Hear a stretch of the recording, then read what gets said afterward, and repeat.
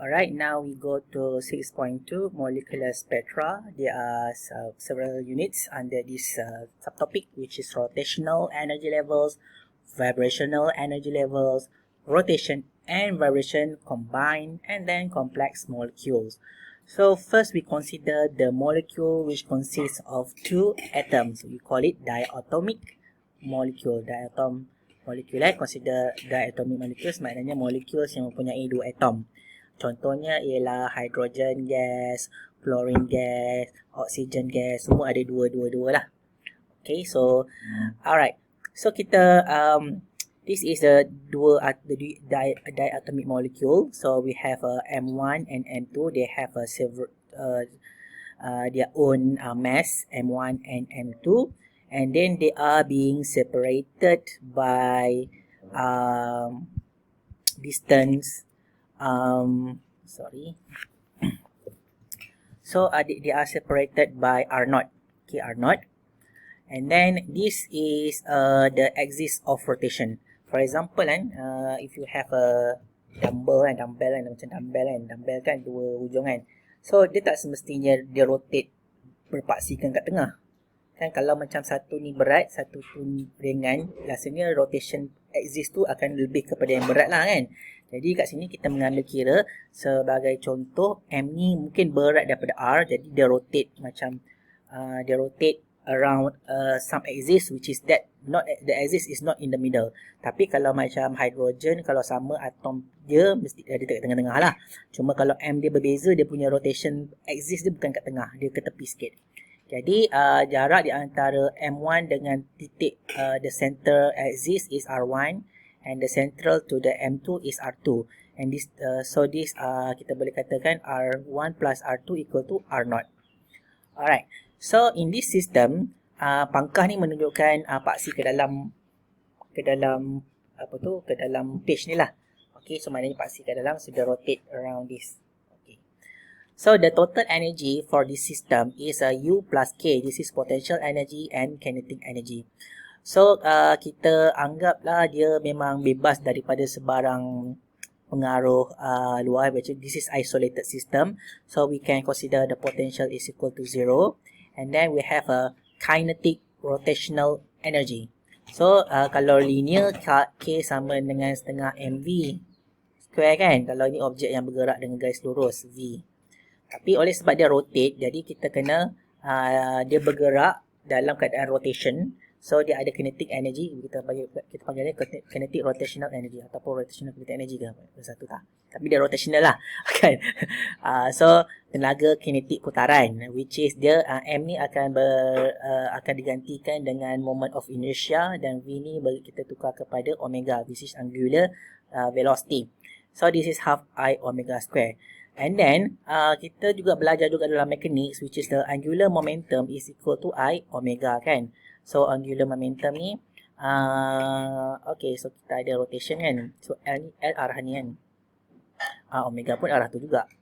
Okay, so dia punya dia punya kaitan di antara L I omega ni dia bersamaan dengan I sama L sama dengan I, which is initial moment of inertia dengan omega kan. Okay, jadi kita masukkan dalam ni, which is kita akan manipulate dia, omega sama dengan L over I. So that's why kita akan dapat setengah I. Okay, L bagi dengan I, kita squarekan dia. Lastly kita dapat expression the energy of the rotational diatomic molecule is equal to L square over 2I. Okay, sekarang kita masukkan konsep quantum dalam rotational tu. Oleh itu kita menggunakan konsep yang sama dengan sebelum ni, chapter 4, chapter 5 ke. So daripada situ kita ambil dia punya angular momentumnya ialah quantized. Maknanya angular momentum of the system must be quantized, and the quantization is equal to potential kuasa L plus R half bar. Dan L ni kalau sebelum ni kita sebut orbital quantum number kan dalam hydrogen kan, tapi yang ini kita sebut dia rotational juga. Tapi sebab dia bukan orbit, dia bukan macam elektron yang mengorbit kan, dia adalah satu putaran dua objek, jadi kita panggil dia rotational quantum number dalam kes molekul ni. Jadi dia boleh sama ada 0, 1, 2 dan berikut tu. Ya. Alright. So hasilnya energi melalui analisis menggunakan Schrödinger equation yang kita tak buat kat sini, just kita lompat terus, kita ambil je result dia. Tapi kita tahulah proses itu very rigorous kan, even for the hydrogen is very difficult. So tapi kita tahulah ada proses, ada proses mathematical, ada proses mencari wave function, mencari normalization. So akhirnya kita dapat, thanks to the mathematician yang calculate benda ni, kita dapat the energy of the rotational energy of the system is equal to L plus R plus 1 H bar. So make sure this is H bar tau. H bar ya sama dengan H divided by 2 pi. Okay, this is a rotational energy level for diatomic molecule. So dia bermula daripada L0. L0 bermaksud no rotation, which is kalau L0 masuk ke dalam ni, akan dapat energi kosong lah kan. Maksudnya kalau L0 maksudnya benda tu tak rotate lah, macam tu je, static. Jadi dia tak ada there is no energy associated with the no rotation. Okay. Kita pergi berikutnya. Okay, so dalam sistem ni, oleh sebab ada two masses, so we can use the concept of reduced mass. Maknanya kita nak dapatkan kesan daripada dua ni, kita gunakan reduced mass. Sebabnya kita nak kira moment of inertia ni memerlukan mass tau. Sebab moment of inertia is equal to m R square. Ini daripada mechanics. Okay, daripada mechanics kan. So, I sama dengan mr square. Okay. So, the reduced mass is, ini pun daripada chapter yang sebelum ni juga. Kan. M1 plus M2 divided by the summation of M1 and M2. Okay, so this is reduced mass. And then the distance R1 and R2 ni juga sebenarnya dia sama juga dengan the ratio of mass times the distance between two atom kan, yang ini kan. Jadi dia sama dengan yang ini pun sama secara matematikal dia. Sebab itulah saya kata, maknanya kalau benda ni berat, maksudnya center tu lebih kepada yang atom yang berat tu lah kan. Okay, tapi kalau dia sama jarak, dia akan tengah-tengah. Dan kita bukti pun kat sini, kalau awak buat dia sama, ini akan jadi R1 sama dengan setengah R0. Kalau M1 sama dengan M2 kan. Okay, R2 pun akan jadi sama dengan setengah R0. Tapi kalau tak sama, memang dia akan transfer ke kiri lah, ke yang berat tu. Okay, jadi moment of inertia ialah hasil tambah bagi dua objek with respect to the center. Okay, so kita dah campurkan I untuk ni, dan campurkan I untuk ni ialah sama dengan I total lah. I total which is I1 campur dengan I2. Okay, so awak gabungkan dan awak mudahkan yang ini bersamaan dengan reduced mass. So that's why we get I sama dengan MR darab dengan R0 square. Okay, jadi dia ialah jadi sini membantu kita untuk kira energy inside the rotational of the diatomic molecule system. Okay, ini menunjukkan bahawa daripada formula ni kita dapat tahu, kita boleh lukis which is untuk L1, L0 no energy. Maknanya benda tu tak bila dia tak rotate lah, dia tak rotate maksudnya dia tak ada energy. Tapi bila ada moment L1, dia akan rotate, dia akan mempunyai tenaga yang tinggi, rotate. Okay. Lepas tu dia, kalau L lagi tinggi, L lagi tinggilah energy dia. Maknanya molekul tu boleh sebab angular momentum ni berkait dengan kelajuan juga kan sebenarnya kan. Okay, jadi dia dan juga berkait dengan dia punya jarak lah di antara dua benda tu jugalah. So maknanya boleh rotation tu boleh sama ada semakin laju ataupun semakin jauh. Jadi itu meningkatkan energi dalam rotational tu. Okay, so sama ada awak ada dumbbell yang kecil, sama ada awak berat, tapi tak boleh dalam sistem yang kalau macam kalau hydrogen gas, dua-dua atom ni sama je kan, kita tak boleh ubah mass pun, tapi kita boleh ubah dia punya reduced mass ataupun dia punya jarak di antara dua atom tu, jadi mengubah dia punya energy, rotation energy tu. Okay, kita tengok contoh. the two nuclei in the carbon monoxide molecule are 0.1128 nanometer apart. Okay, jadi kita lukis, jangan tak lukis, jangan nak kira je terus. Kita lukis ada dua atom. Okay, atom karbon dan atom oksigen. Dan dua-duanya terpisah dengan R0 equal to 0.1128 nanometer. Okay, and then the mass one is equal to 1.933 times 10 power by minus 26 kilogram, and M2 equal to 2.656 times 10 power by negative 37 kilogram. Alright, so kita dah ada maklumat ni.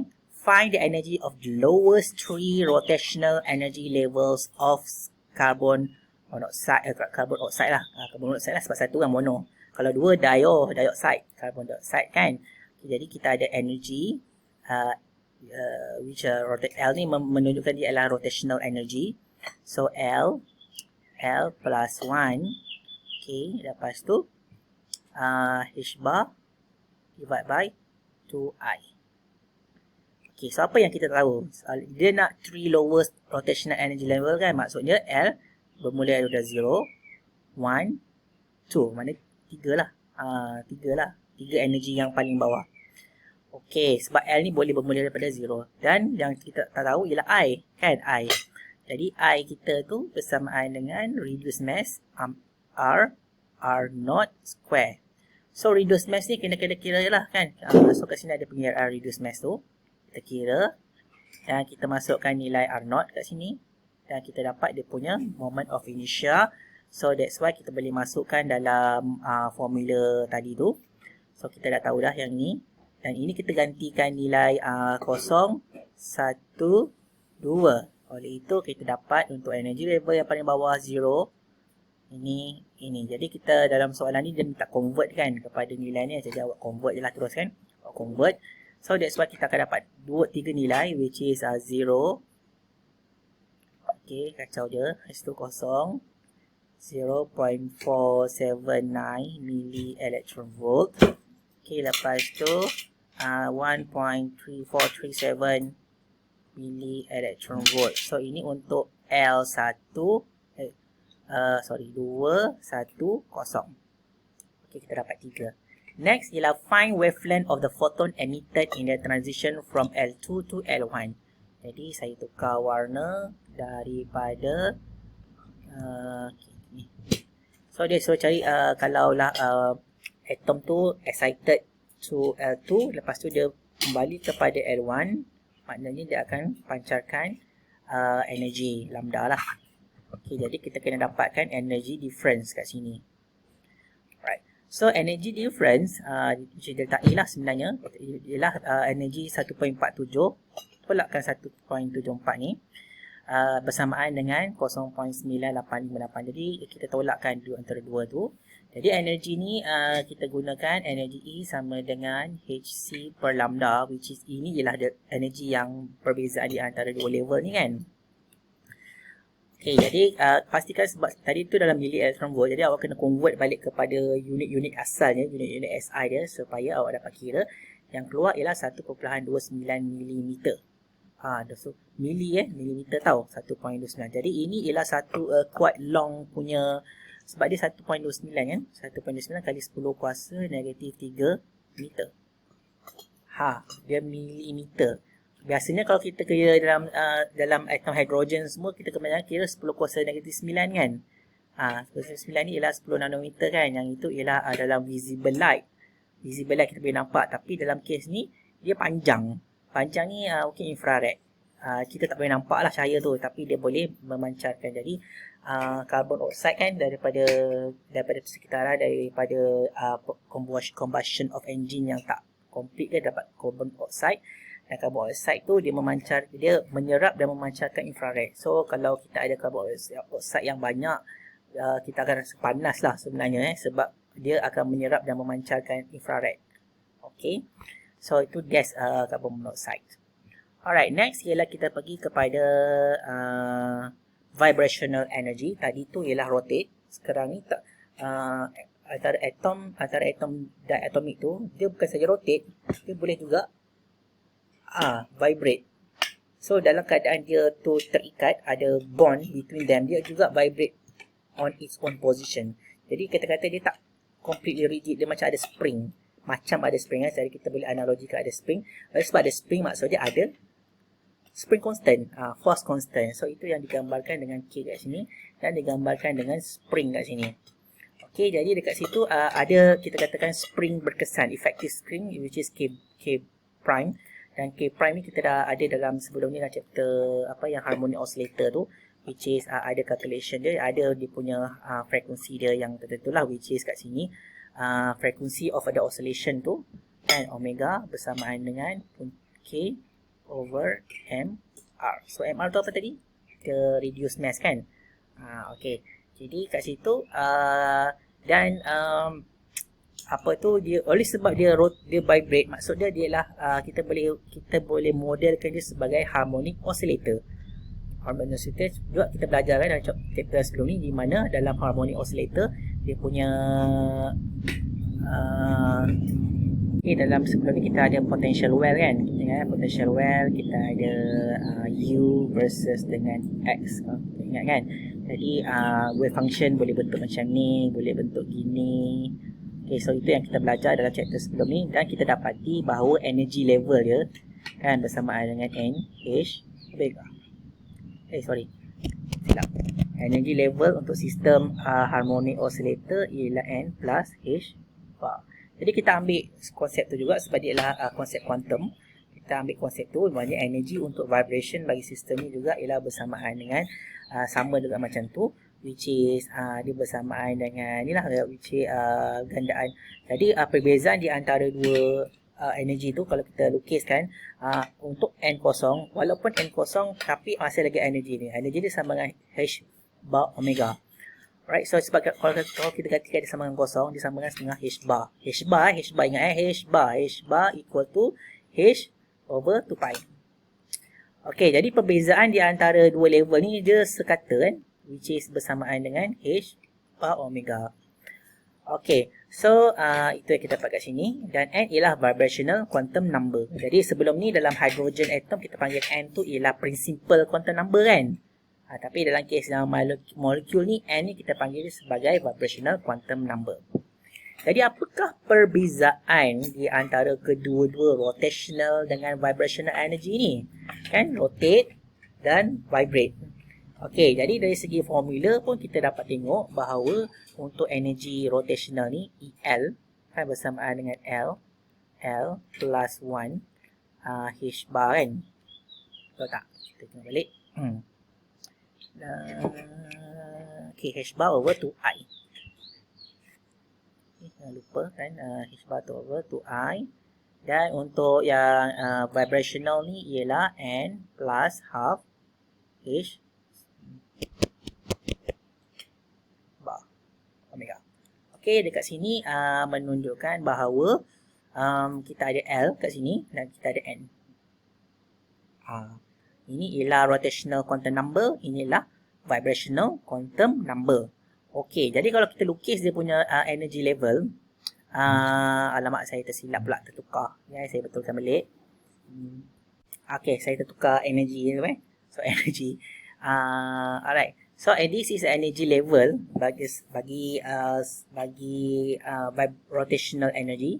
So maknanya energy kalau semakin laju ataupun semakin jarak di antara dua atom tu ataupun atom tu berat satu kan.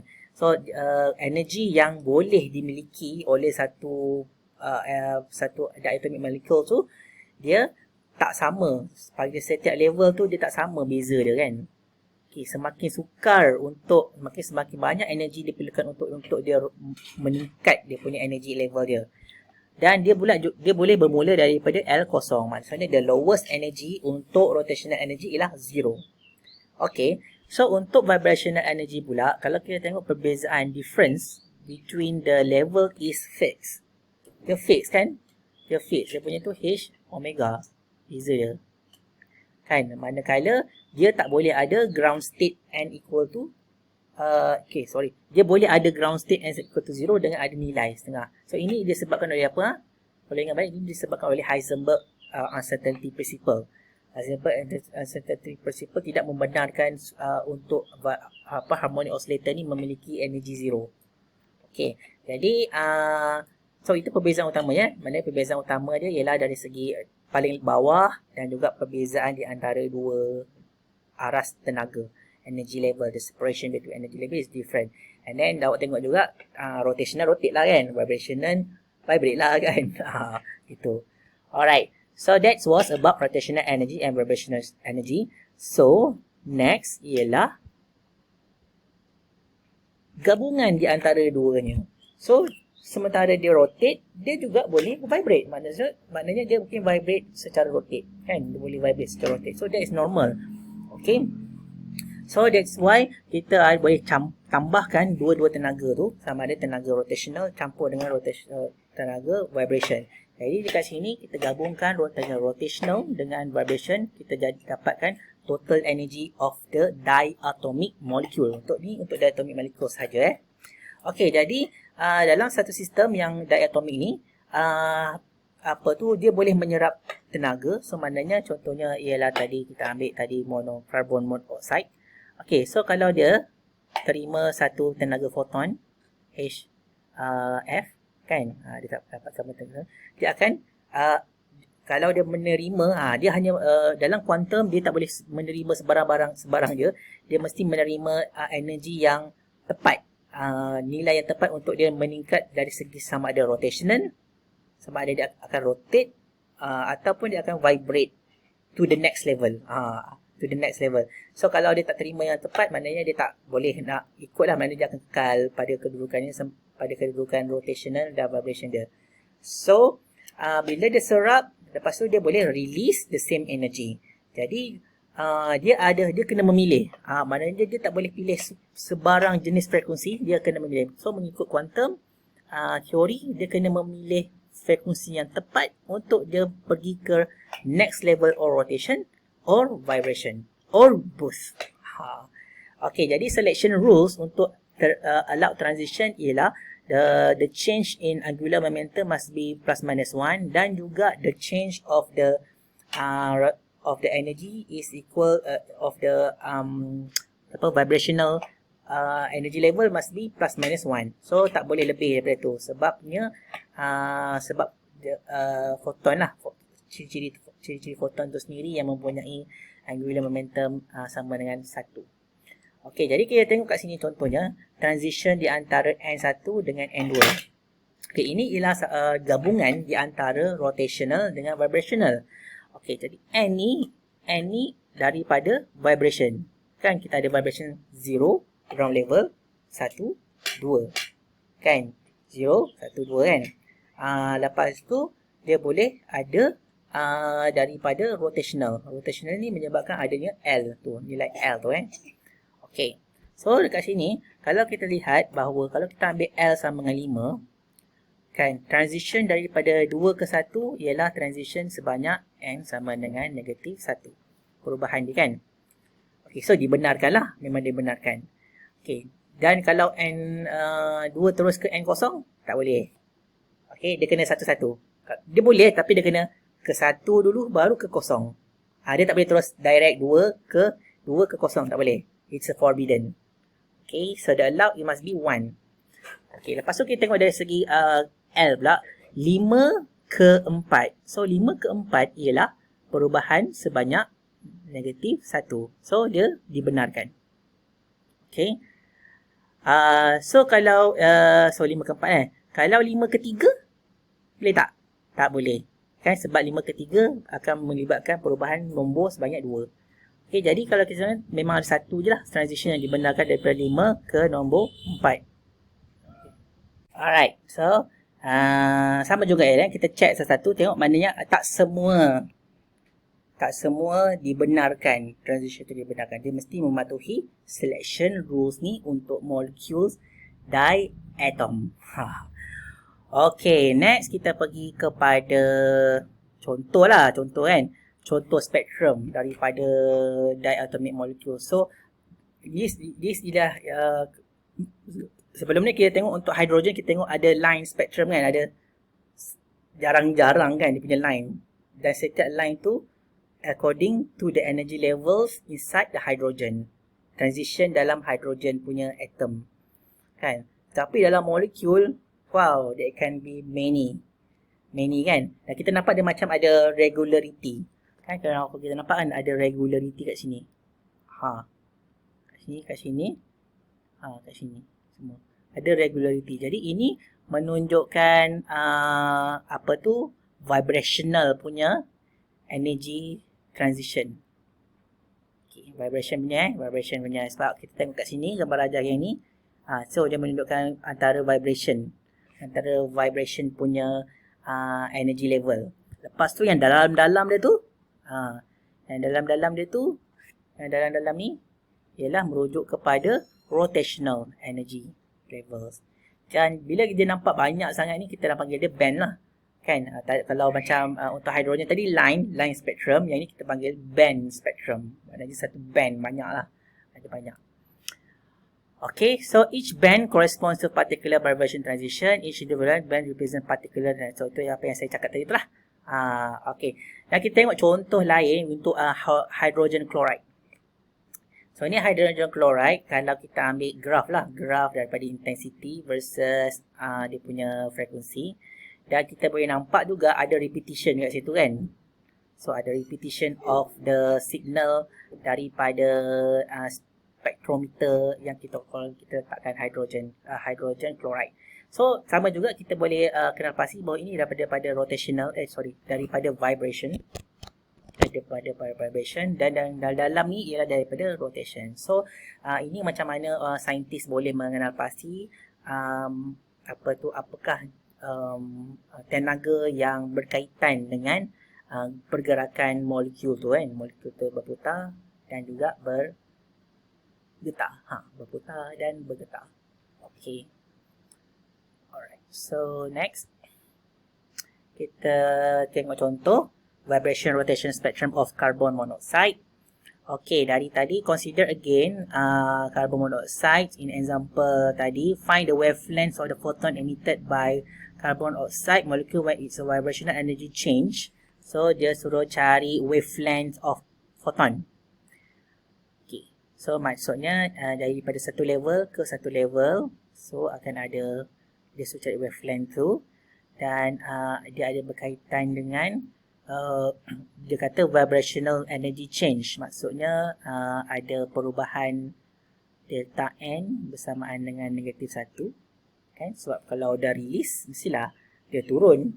Kalau dikeluarkan photon kan, mesti dia turun energy level vibration. Lepas tu rotational energy berubah juga, which is daripada certain state kat sini ke satu state yang lain. Dan perubahan tu asalnya ialah initially 0 dan finally 0. Rotational state and its is initially 0 and finally 0. Okay, so kita bagi dulu satu dia punya vibrational energy level. Sebab vibrational energy level separation ni memang fix lah kan. Kita tahu untuk vibrational, so dia fix 0.296. Okay. So kita ambil contoh daripada yang ini contoh daripada sebelum ni, tapi kita nak consider yang daripada N1 ke N0. Okey, jadi daripada N1 ke N0 terdapat perubahan sebanyak inilah kan, dia punya rotational energy dia, perubahan dia sebanyak kita ambil N lah, perubahan N ialah sebanyak 0.2960. Okey, dan dia kata rotational energy initially 0. Dan lepas tu finally initially 0. So initially 0 bermaksud L sama dengan kosong. Maknanya kat sini L kosong. Kalau L kosong maksud dia energi bahagian ni kosong. Kan? Oleh itu transition itu merujuk kepada transition daripada L kosong ke L1. Sebab perubahan dalam selection rule delta L kena sama dengan plus minus 1. Jadi kat sini kita ambil yang daripada 0 ke 1. Maknanya peningkatan sebanyak 1 lah. Kita ambil peningkatan dia sebanyak 1. So, kita boleh kira. Okay, kita buat gambar rajah lain. Kat sini. So, ini N1, ni N0. So, daripada sini ke sini ialah 0.29. 0.29 okey, so daripada sini dia ada level kosong. Kita ambil level yang level 1 lah sini. Ini level 1. Ini ialah level kosong, ini level 1 untuk L. Ini untuk N. Okey, jadi transition yang kita nak cari tu ialah transition daripada L0 ke L1 yang kat sini. Okey. Jadi oleh itu, yang ini kita boleh kira kan energi ni. Energi ni bersamaan dengan kalau kita tambahkan satu, kita letak satu sini, which is E L. So L ni kita masukkan nilai 1, 1, 1, 1 dan berikutnya tu kan. Kita akan dapat sebanyak 0.0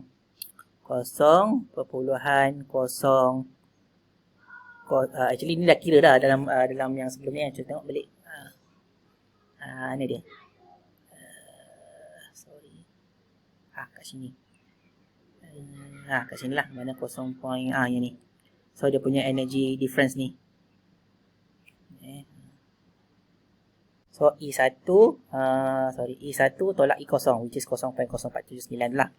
Okay, so kita ambil daripada situ, kita letak dekat sini tadi 0.00479. So ini ialah perbezaan delta L. Ini ialah delta N. Jadi macam mana nak kira yang ini? So kalau nak kira yang ini, kita tolakkan lah kan. Kita tolakkan. So kita ambil yang warna ni lah. So untuk mendapatkan yang ini, delta ini, kita buat macam mana? Kita buat apa dia? 0.269 tolak 0.000479. Okey, jadi dekat situ kita akan dapat 0.2685. So oleh itu kita boleh mengira dia punya wavelength. Okey, seterusnya soalan nombor 2. Kalau dia tu akhirnya ialah 0. Okey, bila akhirnya 0, maksudnya dia mesti ada kat sini. Kan? Maknanya pengakhiran dia ialah berada di L0. So, kalau L0 awalnya mesti 1. Dia tak boleh kosong kan? Sebab selection rules yang ni kan. So, jadi dia memerlukan dia mesti ada kat sini.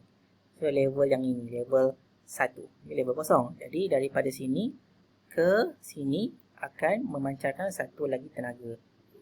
Okey, daripada situ awak tengok kat sini memang ada tenaga yang lebih sikit, which is ini ialah delta E tadi lah, sama je nilai dia. Jadi perubahan daripada sini ke bawah ni melibatkan tenaga sebanyak 0.269 tadi campur 0.000479. So dia tak sama dengan tadi kan. Tadi tu sebab dia terpendek. Yang ini dia punya level dia tinggi. Okey, jadi kalau kita dapatkan dia punya tu, kita akan dapat ni lah nilai yang ini, dan kita dapatkan dia punya lambda. Dan kita dapati lambda dia ialah 4601 mikrometer. Okey, yang tadi tu kat sini ialah 4.618 mikrometer. Okey, mana lagi panjang? Wavelength mana yang lebih panjang? Yang sebelah kiri tu ke yang sebelah kanan? Kan? Yang sebelah kiri lah kan panjang, 4.61, yang kemudian tu 460. So bila dia panjang, maksudnya energi dia kecil, energi dia sikit kan, dan frekuensi dia rendah. Okay, so ini memang selari lah dengan kita punya E sama dengan HF kan, quantization of energy. Maksudnya lagi besar energy difference, lebih tinggi frekuensi dan lebih pendek wavelength. Okay, so lebih besar, kalau energi besar, frekuensi tinggi, lambda akan jadi pendek. So dia selari lah. Alright, so ini kalau awak tengok dia punya sama juga, which is this micrometer. Maknanya dia punya ni wavelength dia panjang, dan ni wavelength bukan wavelength. This is infrared, infrared area. Jadi memang tak boleh nampak lah sinaran emission daripada carbon oxide.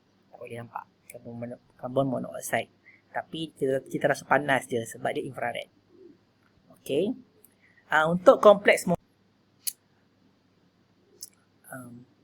Untuk complex molecules dia lebih kompleks lah, nama kompleks kan. Dia melibatkan molekul lebih daripada 2 atom. Okey, kalau diatomik tu 2, yang kalau 3 contohnya kat sini ada carbon oxide kan. Okey, kat sini carbon oxide ada 3 atom dan dia ada vibration motion yang berbeza, macam-macam, kita kata macam-macam kaedah untuk dia vibrate. Kita panggil dia vibration mode. Okey, so dia boleh sama ada dia vibrate, tengok oksigen ni, so maknanya dia vibrate, tiga-tiga vibrate atas bawah, ngit, ataupun dia boleh vibrate ngit, ataupun dia boleh ngit. So ada banyak cara untuk dia vibrate. So kita panggil dia vibration modes. So vibration modes dia can be in the bending mode, symmetric stretching mode, ataupun asymmetric stretching mode. So symmetric stretching mode, asymmetric stretching mode, ataupun bending mode. Kan dia jadi complicated. So oleh sebab itu ada lagi dia punya set tenaga yang lebih banyak lah. So set tenaga yang lebih banyak dan I don't call. Tak apalah, biarkan dulu. Saya nak habis dah pun. Okey, jadi dalam atom, dalam spektrum, kita tengok bahawa dalam spektrum yang orang katalah dia ada kalau ada kita diberi sampel, lepas tu orang kemis dia akan masukkan dalam spektrometer, lepas tu dia tengok apa yang dapat daripada spektrometer tu, dan dia dapati dia tak dapat color ni, tapi sebenarnya daripada kalau hitam putih pun dia boleh kenal pasti, okey, yang ini bermaksud dalam sampel tu ada amonium, ada ozon, ada methane, ada nitrogen oxide, ada carbon dioxide, ada water. Jadi setiap molecules tu ada set sendiri, set spektrum yang tersendiri. So set tu kenapa macam tu? Sebab setiap atom, setiap molekul tu ada mode dia sendiri, dan setiap mode tu bergantung kepada dia punya berapa rapat antara atom tu, kan, macam tu lah sebagainya. Jadi itulah asas kepada pemahaman tentang bukan saja struktur molekul, tapi dia punya pergerakan dia juga. Alright, so that was for the molecular spectrum. So we will go next for the structure of solids.